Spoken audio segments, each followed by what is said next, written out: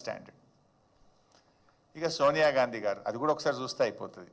సోనియా గాంధీ ఎందుకంటే పాపం కాదు నేను చెప్పినాక వెట్రా బిడ్డ ఎంత తొందరపడుతున్నారు నాయన. రేవంత్ రెడ్డి గారి డబుల్ స్టాండర్డ్స్ విషయంలో పాపం సోనియా గాంధీ గారు కూడా అతీతం కాదు. చివరికి ఆమె మీద కూడా తన రెండు నాల్కల ధోరణి రేవంత్ రెడ్డి గారు ఎలా ప్రయోగించారో ఒక్కసారి చూద్దాం. బలిదేవత అని చెప్పి ఆమెకు బిరుదు ఇవ్వండి, అప్పుడు సరిగ్గా సరిపోతుంది. ఆమె నైజానికి, ఆమె చేసిన నీచమైన పనులకు 1000 మందిని బలి తీసుకున్నందుకు ఈ పార్టీ వాళ్ళు చేసే పనులు కూడా తెలంగాణ ప్రజలకు కళ్ళగట్టినట్టుగా ఉంటది. సోనియమ్మ అమ్మ, సోనియమ్మ అమ్మ, మా 4 కోట్ల తెలంగాణ బిడ్డలకు కన్న తల్లి. ఇప్పుడు కూడా చూసాం, ఇందులో కూడా అంతే. పచ్చ పార్టీలో ఉన్నప్పుడేమో బలిదేవత, 3 రంగుల జెండా పట్టంగానే అమ్మ, పెద్దమ్మ, అమ్మమ్మ, దేవత. అంటే ఆయన ఎప్పుడు ఎట్లయినా మాట మార్చగలుగుతాడు. అవసరమైతే కాళ్ళు పట్టగలుగుతాడు, అవసరం తీరితే కాళ్ళు బట్టి గుంజగలుగుతాడు. ఆ చేయితోనే పూలు విసరగలుగుతాడు, ఆ చేయితోనే రాళ్ళు కూడా విసరగలిగేటువంటి నేర్పరి మన రాష్ట్ర ముఖ్యమంత్రి రేవంత్ రెడ్డి గారు. అంటే చివరికి సోనియా గాంధీ గారి విషయంలో కూడా ఆయన డబుల్ స్టాండర్డ్, ఆయన రెండు నాలుకల ధోరణి పాపం ఆమెకు కూడా తప్పలేదు. నెక్స్ట్ పార్టీ ఫిరాయింపులు. ఈ సరఫరా సీఎం ఫిరాయింపుల మీద ఎలా మాట్లాడిండో, ఎలా మాట ఫిరాయించిండో కూడా ఒక్కసారి చూద్దాం. కుక్కలు ఊర్లో స్వైర విహారం చేసి ప్రజల్ని కరిస్తే తరిమి రాళ్లతో కొట్టేట్లయితే చంపుతారో బీ ఫామ్ మీద గెలిచి రాజీనామా చేయకుండా పార్టీ ఫిరాయించిన వాళ్ళను రాళ్లల్లో ఊర్లలోకి వస్తే రాళ్లతో కొట్టండి అని చెప్పి నేను కాంగ్రెస్ పార్టీ కార్యకర్తలకు విజ్ఞప్తి చేస్తున్నా. పిచ్చి కుక్కలు ఊర్లో చూశారు కదా మిత్రులారా. ప్రతిపక్షంలో ఉన్నప్పుడేమో పార్టీ ఫిరాయించిన వాళ్ళను రాళ్లతో కొట్టి చంపాలన్నాడు. అధికారంలోకి వచ్చిన తర్వాత ఇల్లు గడప గడప తిరుక్కుంటూ కడుపులల్లో తలబెట్టుకుంటూ పార్టీలో కండువాలు కప్పి ఎట్లా చేర్చుకున్నారో కూడా మనం చూస్తూ ఉన్నాం. అంటే రేవంత్ రెడ్డి మార్కు పాలన ఎలా ఉంది అంటే ఫిరాయింపులు, దబాయింపులు, బుకాయింపులతో కూడినటువంటి రేవంత్ పాలన ఇది. ఇంత స్పష్టంగా పార్టీ ఫిరాయింపుల విషయంలో ఎంత నిస్సిగ్గుగా ఆయన మాట్లాడిండో కూడా మనం చూసాం. అదేవిధంగా ఇప్పటికి 11 చూశారు బైసాబ్ మీరు. ఒక 30-40 ఉన్నాయి, ఎన్ని చూపించమంటారు? ఇంకో 4-5 చూపిస్తా.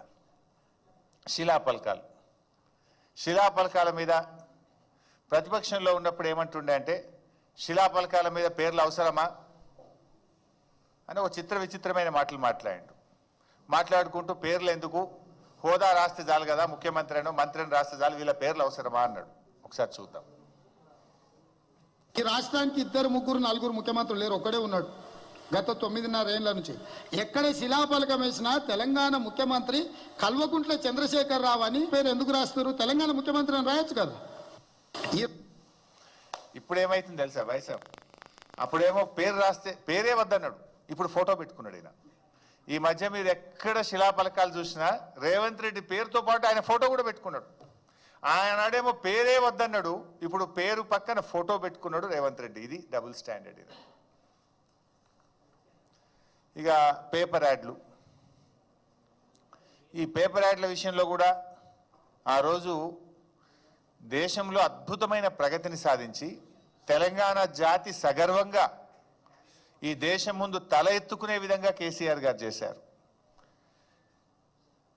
అత్యధిక స్థూల ఉత్పత్తి, అత్యధిక తలసరి ఆదాయము, నిరంతరాయ విద్యుత్ సరఫరా, ప్రతి ఇంటికి త్రాగునీటి సరఫరా, ఫ్లోరైడ్ రహిత రాష్ట్రము, అత్యధిక వరిధాన్య ఉత్పత్తి, ఇలా ఎన్నో గొప్ప కార్యక్రమాలు చేసి దేశం ముందు రాష్ట్రం యొక్క గౌరవాన్ని పెంచడానికి అప్పుడు మా ప్రభుత్వం ఏదో యాడ్స్ ఇస్తే ఆయన ఆ రోజు ఏం మాట్లాడిండో, ఇవాళ ఏం చేస్తుండో ఒక్కసారి చూద్దాం. ఎట్లా ప్రకటనలు ఇస్తారు? ఎవరు తాత జాగిరిది? టీఆర్ఎస్ ఖాతాలో 1300 కోట్లు ఉన్నాయి, అందులోకి వెళ్ళి ఖర్చు పెట్టుకోమన్నారు. ఎవరు వద్దన్నారు? ఎట్లా ప్రకటనలు ఇస్తారు? ఎవరు తాత జాగిరిది? టీఆర్ఎస్ ఖాతాలో 1300 కోట్లు ఉన్నాయి. ఇప్పుడు చూస్తున్నారు కదా బైసాబ్, రోజు జాక్ పేజ్ యాడ్లు, ఇంకా ఉత్తుత్త యాడ్లు కూడా కాదు. ఇందిరాగాంధీ జయంతికి యాడే, రాజీవ్ గాంధీ వర్ధంతికి యాడే, ఉత్సవాల పేరు మీద యాడ్లే. రోజు మరి అడ్డగోలుగా ఎవరు జాగిరని ఇస్తున్నావు నువ్వు యాడ్లు? మరి ఎవరి డబ్బు? ప్రజల డబ్బును నువ్వు ఈ రకంగా నీ ప్రచారం కోసం ఏ రకంగా ఖర్చు పెడతావని మాకు అడగరాదా? అంటే మేమిస్తేనేమో బ్యాడ్ అట, ఆయన ఇస్తేనేమో యాడ్ అట. ఇది ఆయన 2 నాలుకల ధోరణి. అదేవిధంగా మూసీ విషయంలో ఆయన గారు ఏం మాట్లాడిందో కూడా మీ అందరికీ తెలుసు. ఇది ముఖ్యమంత్రి అయినాకనే మార్చిన మాట. ఇంక ఇది ప్రతిపక్షంలో ఉన్నది కూడా కాదు. మూసీ విషయంలో ముఖ్యమంత్రి అయినాకనే మాయా మచ్చింద్ర మాటలు చూస్తే అది నోరా మోరే అనిపిస్తుంది. ఒక్కసారి చూడండి.